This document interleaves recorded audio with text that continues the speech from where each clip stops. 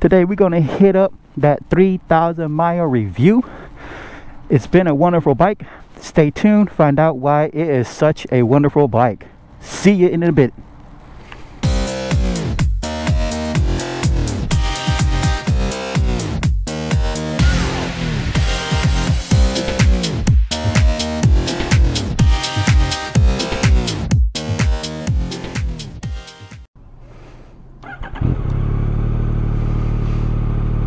Alright, welcome back to another ride on the MT09 SP. Today, again, as I said earlier, we are going to do a 3,000 mile review on this bike. But in the goods, the bads, pros and cons, all these things we're going to hit on, and we're going to see if it really is worth all of that hustle and bustle and talk. So let's get into it.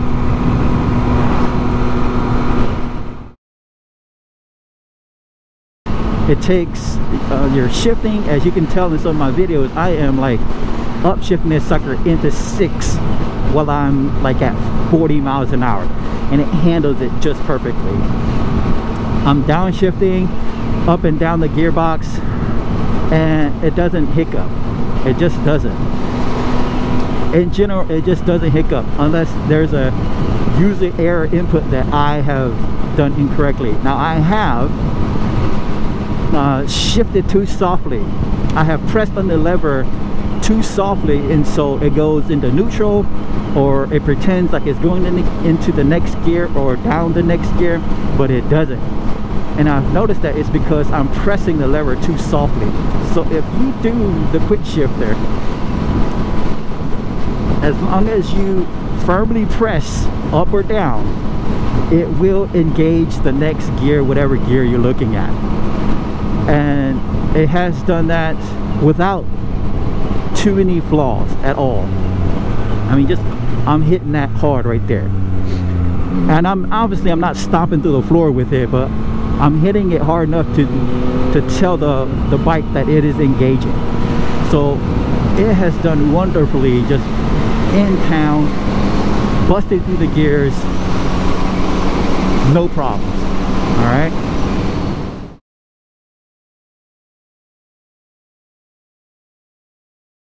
Now, the engine itself, I got no complaints. I really don't.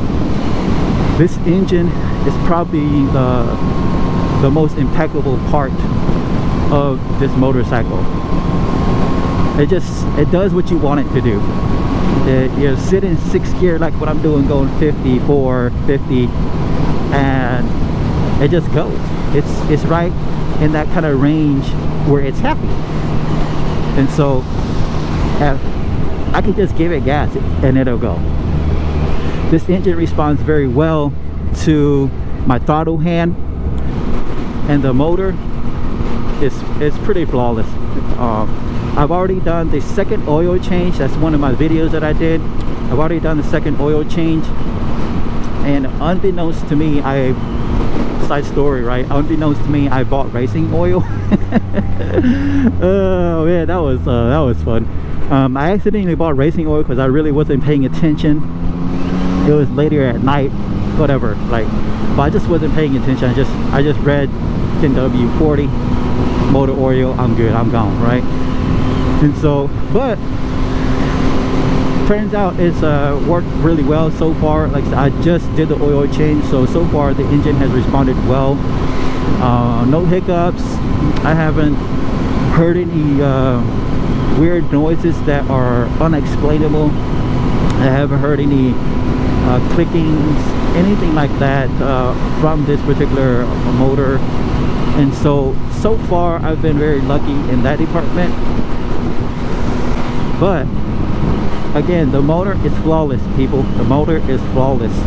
I'm not a mechanic, especially in the world of motorcycles. I'm not obviously I'm not master level mechanic, and I don't know much about motorcycles outside of what it is, right? I don't know the intricate details and stuff of that nature. But what I do know is this CP3 is magic. does what it's supposed to do. It gives you power where it's supposed to give you power, and it allows you to have so much fun just being as playful as you can, as you want, really, with the throttle. If you want to really play with the throttle and just start hitting it in like that, then it'll let you do it. It's not gonna complain. It's not gonna be like, what are you doing, bro? I'm not giving you power. It's not doing any of that. It just says, all right, if that's what you want to do, then that's what we're gonna do. That's what the bike says. So just for example, right, like, I'm twitching the throttle. I mean, just look at that. I mean, I'm in second gear and I'm at 3,000 and I'm just twitching the throttle like that. And that's crazy. Okay, so that's why you have to slowly roll into this thing. You can't just twitch it, especially in D mode 1. You can't just sit here and like I mean, that's crazy. Like, if I twist that, I mean, that's instant. You know what I mean? I'm not ready for it. If you're not ready for it, it's gonna toss you. But yeah, the engine responds perfectly to any input that you're doing. So be careful with that throttle hand right there. Be careful with that.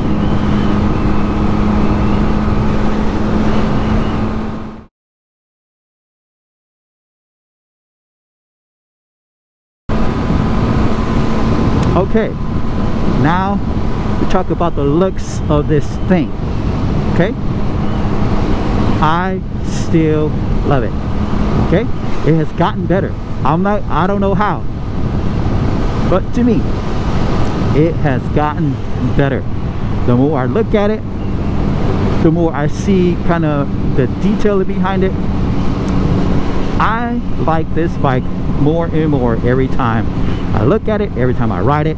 I like it more and more, and it's really appealing to me now. It really is. Like, it was sort of before, enough to where I purchased it. But now that, like I said, I've ridden it for a while, I've gotten used to what it looks like. Oh man, like, I really enjoy the way this thing looks. I mean, it really is a really aesthetically beautiful bike. My opinion, okay, it's my bike. I'm a little biased, obviously, but it's my opinion. I believe that even compared to some of the competitors in the middleweight class, I still think it ranks pretty high on looks alone. I think it ranks pretty high. It's not the best. It really isn't the best. But I still enjoy looking at it. I still walk away and turn around. Okay, all these things, I still adore this bike. I love all the color scheme. I love the way the black is on this. I mean, I just love the look of this thing, especially now that I've done a few other cosmetic mods to it, as you guys have seen in my other videos. I think that this thing really does pop now. It's an eye catcher for sure. I've had lots of compliments on the bike as I've ridden around town, and so it really is an eye catcher, and I do enjoy the look of this bike more and more every time I look at it and every time I ride it. So definitely something to consider, if this is what you're into, if you like it or not, right? So yeah, I love the looks. Still good to me. I love it. I got no qualms about the looks of the bike.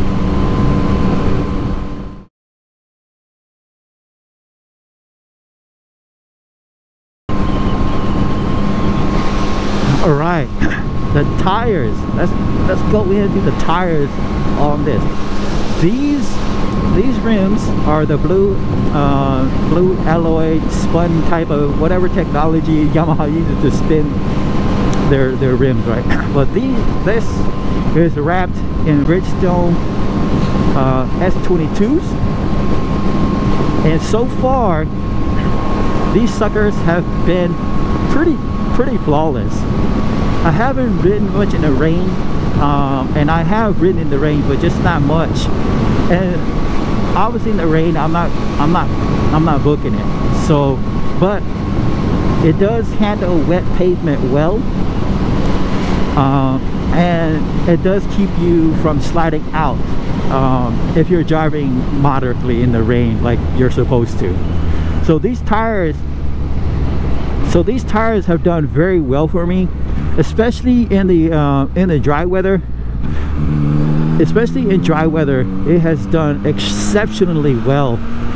It's so like grippy, especially when the tires are heated up. It is super grippy. It does what it needs to do. It gives me enough contact patch when I'm leaning into the curves, and so I can't complain about the tires. The tires are great. The only complaint I would have about the tires today, right now, is I can't find any. Okay, like, it's been hard for me to find it. I think I've said this in some of my other videos, is that I just find it hard to locate some of these actual tires in the size that I need. And so, you know, I'm driving myself crazy just trying to find these, because I kind of do want to run these again. But I know there's obviously probably better tires out there, but I'm not trying to pay an arm and a leg for a tire, for a set of tires that are only going to last like 3,000 miles. So I kind of want to go back with these, because these are still at 3,000 miles. These are still really good tires. They haven't worn down to the point where you're kind of like, all right, now it's getting dangerous to even ride, even in a straight line, right? It's getting dangerous to ride. They haven't done that. Like I said, I am over 3,000 miles. If you can see on the odometer here, I'm at 33,000. I mean, 33,000. Good grief, silly. 3,362 miles. Okay, that's where I'm at exactly. And so they have done well. They're not like bald. They still got good grip. But obviously I'm at 3,000. I'm over 3,000 miles on these. I believe these are rated for, I believe, 4,000 or maybe 5,000. I'm not completely sure. But obviously my point is getting on to that time, right, where I need to swap out the tires, especially with the warmer season, with spring and summer coming upon us. More riding, the tire's gonna heat up a lot more, the pavement's hotter, all of that jazz, right? So it'll probably burn through the rubber a lot faster, depending on how hard I go in the mountains and stuff of that nature. But nonetheless, it probably will wear more because of the heat of summer and the pavement, all that stuff, like just right. So yeah, the tires have been wonderful. The tires have been great. No complaints about the tires either, only that it's just hard to find. And that's probably with almost everything that we're looking for now, right? We just have massive shortages everywhere, so got supply chain issues, blah blah blah blah blah.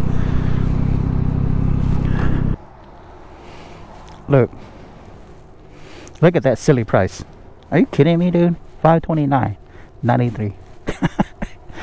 Oh my god.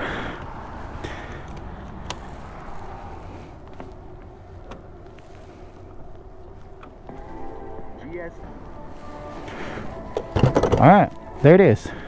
$12.59 or 2.3 gallons. Nope, I don't want no receipt. I do not want to be reminded of it. I'm good, fam.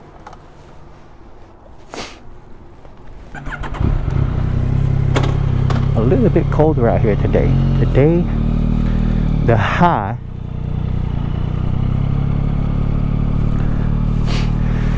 is right now probably like upper 40s, close to 50. So some of y'all be like, bro, that's not cold, that's shorts weather. All right, anyways, what was I talking about?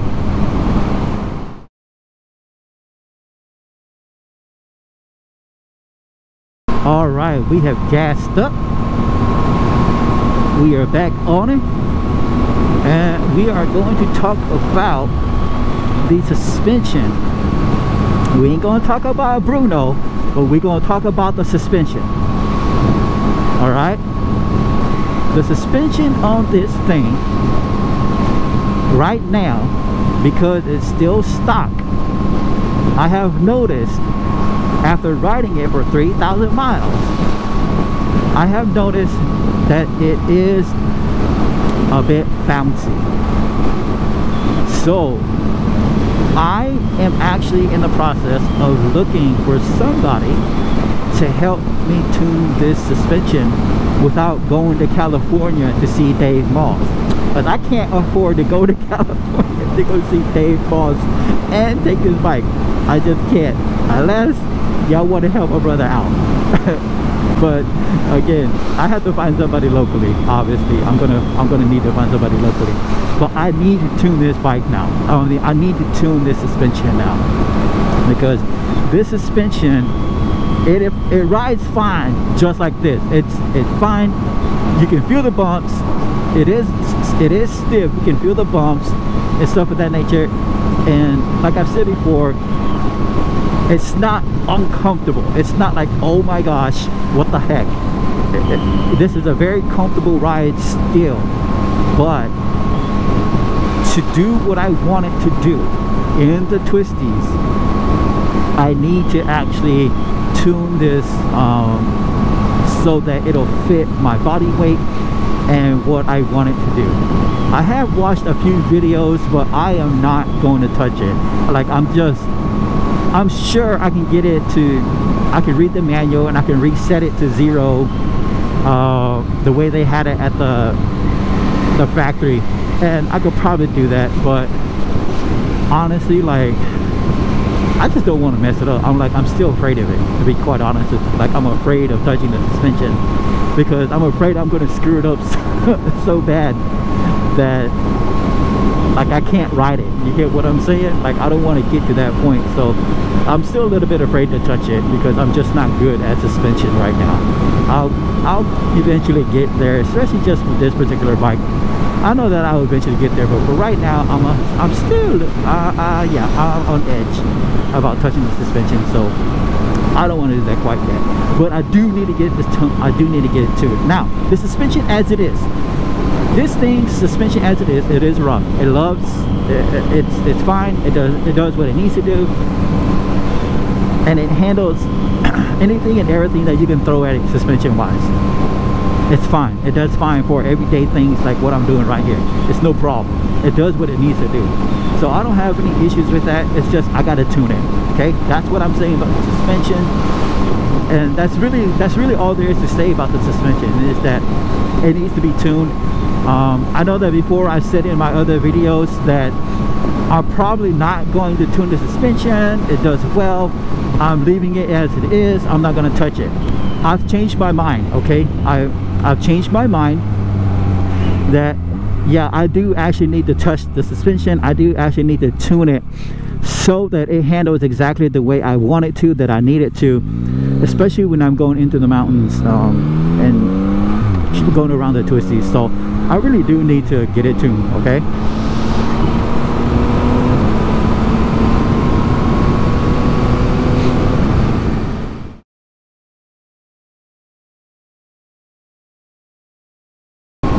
okay, the brakes on this thing, the brakes on the stock MT09, the brake pads, the Nissan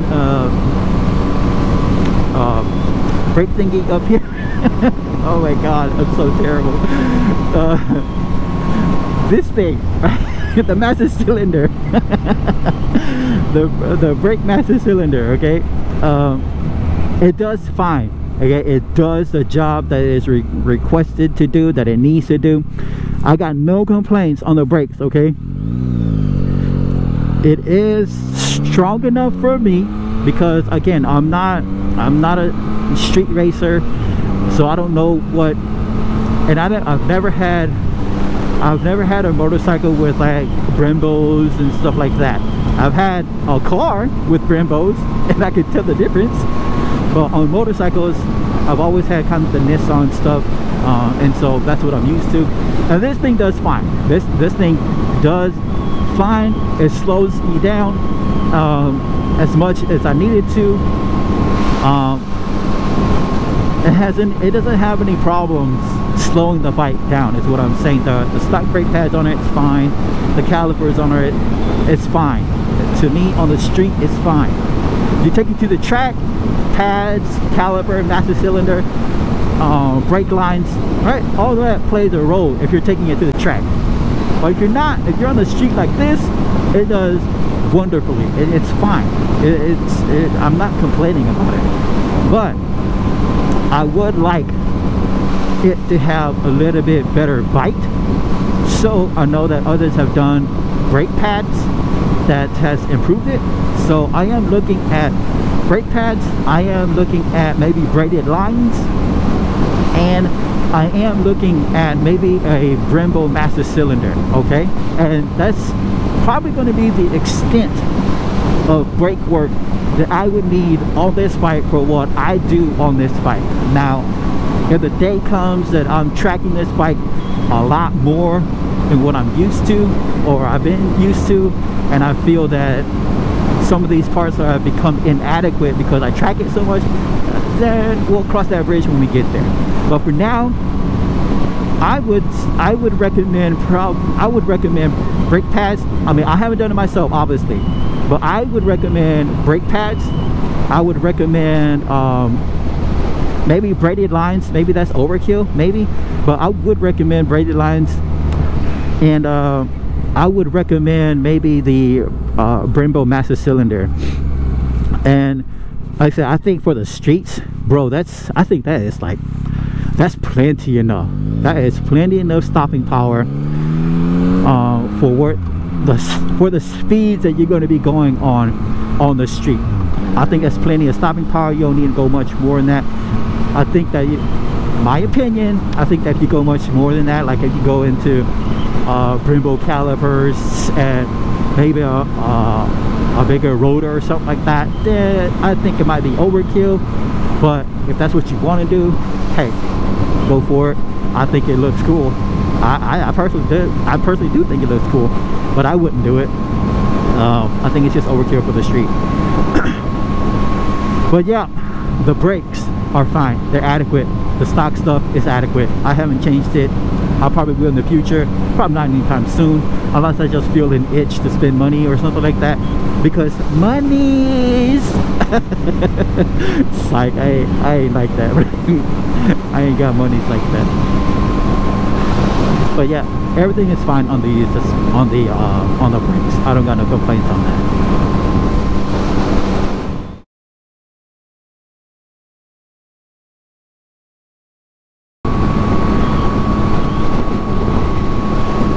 So next is, if you're concerned about it, if you're worried about it, if you're thinking about it, it's the miles per gallon on this bike.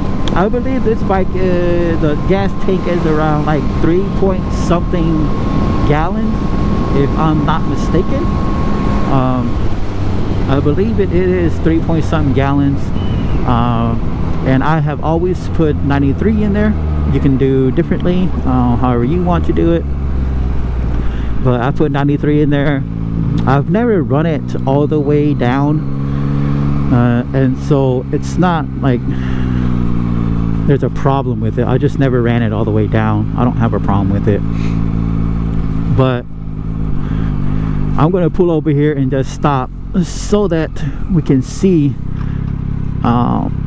because I'm not going to scroll through this menu while I'm rolling, because this thing is silly. All right, so oops, I guess I shouldn't have done that. All right, so then if we go into this menu and we select it, if we go into this menu and we select it, thank you, trip, odometer, trip 1, trip 2, whatever, there's trip 2. All right, fuel average, okay, 48.1 miles per gallon. Okay, that has been my average, if you can see that, 48.1. okay, that's been my average. To odometer, and back to odometer, and One more time for the family. Oh my God. One more time for the people in the back. Are you? Oh, seriously, dude. Thank you. Urgh. See that? Yamaha, fix that crap. Or else I'm not sponsoring you anymore. But anyways, fuel consumption on this thing is great. No problems.